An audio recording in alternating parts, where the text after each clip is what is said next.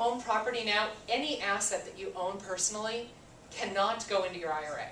It's called self-dealing and it's disallowed.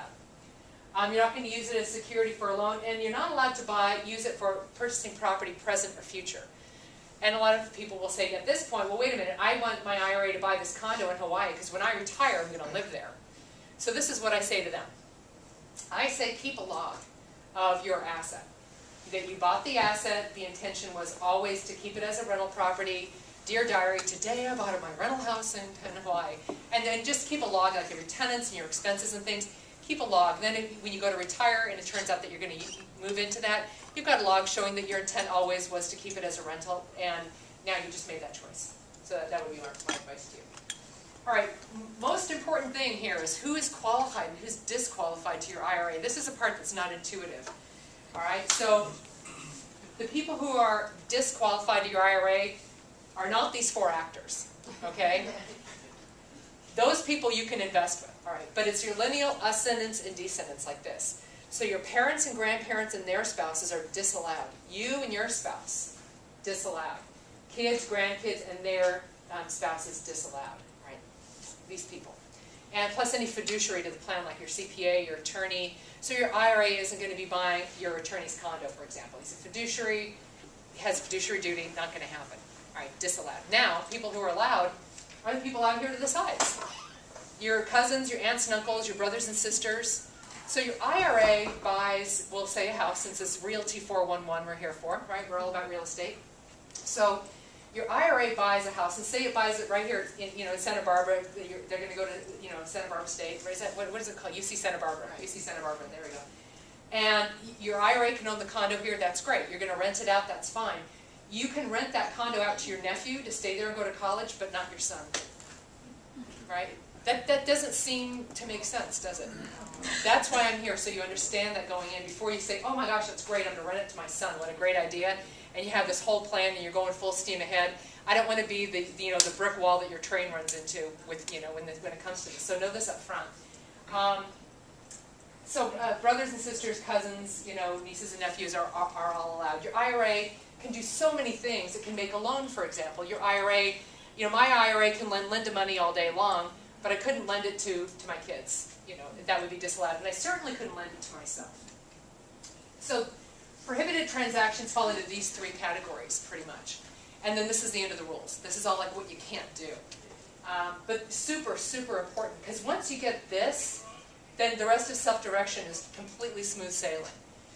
But the first thing is that neither you nor a disqualified person can have present benefit from the IRA. Present benefit. If you get audited by the IRS, one of the things they're going to look at is, did you have present benefit? Well, here's an example. This really sweet guy, he's an appraiser, and he comes in my office so excited, like a puppy dog. He's got this note. Karen, my IRA is going to lend money. And he slams the note down on my desk. I said, that's great. He goes, how do I fill it out? All right, well, problem one, you don't even know what you're investing in. You don't even know what your instrument is, so that's a problem. Because, my gosh, you don't want to invest in something that you don't understand. So I got him an attorney who, for $100, drew up a proper note.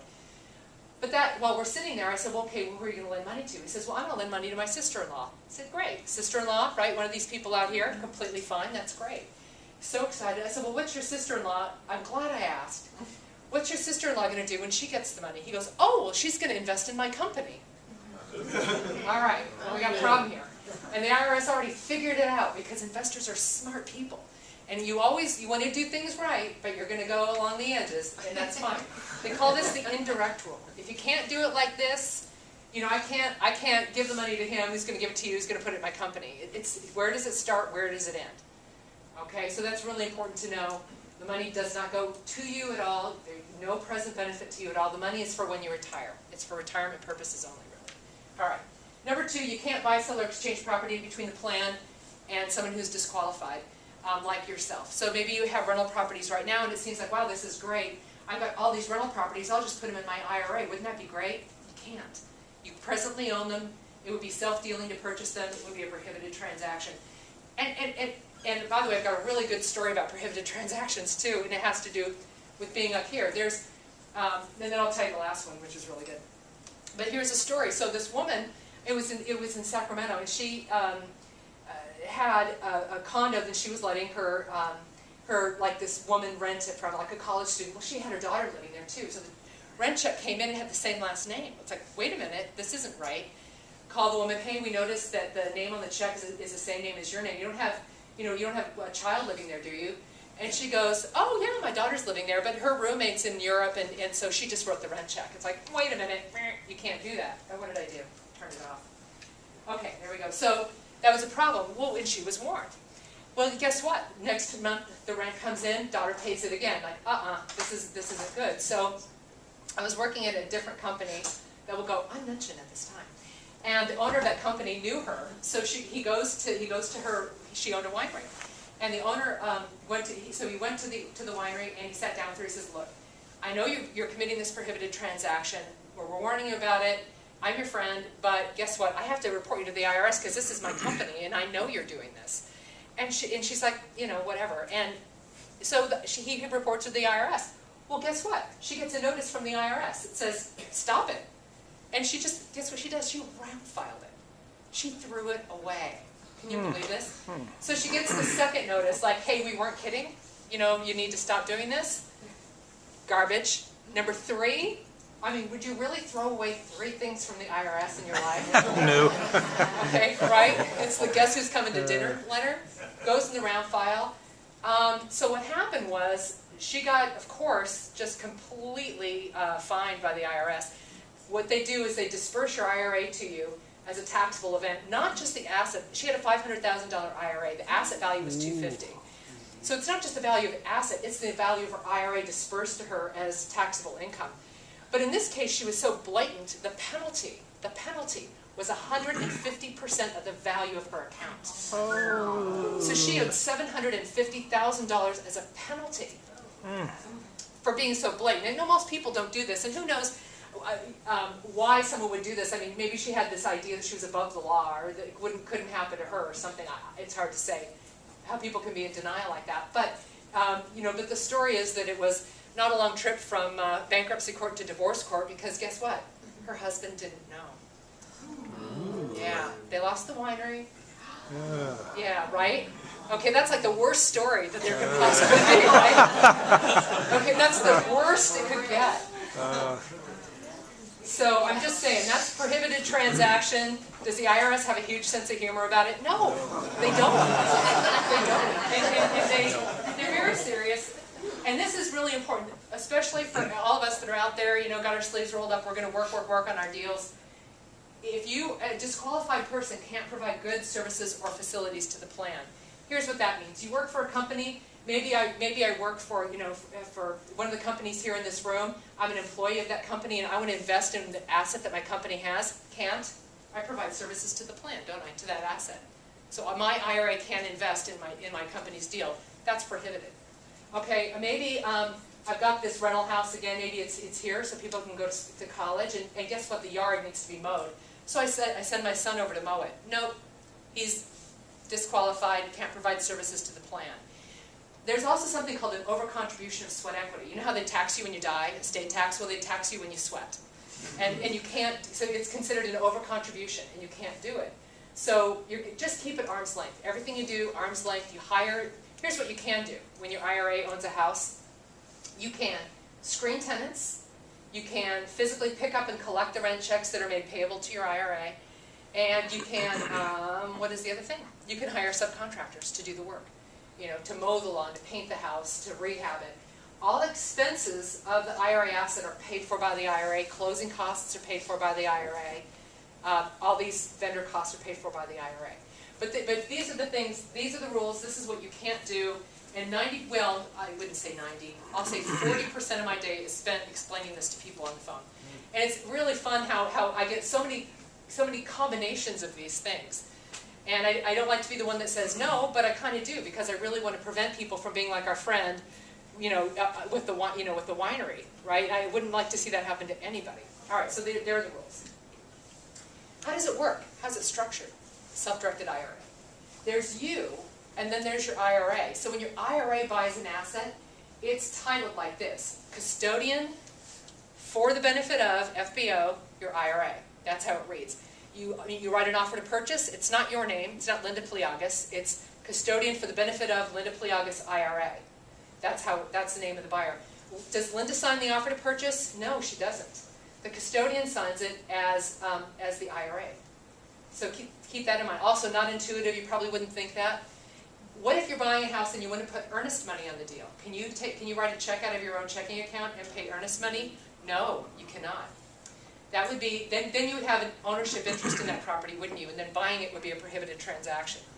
So what you do instead is you just wait. What you do instead is, well, we'll talk about this, but you want to open your IRA first and then find your deal, right? So your IRA can fund it right away. I've had people write a check and just have them hold it, and they never cashed it.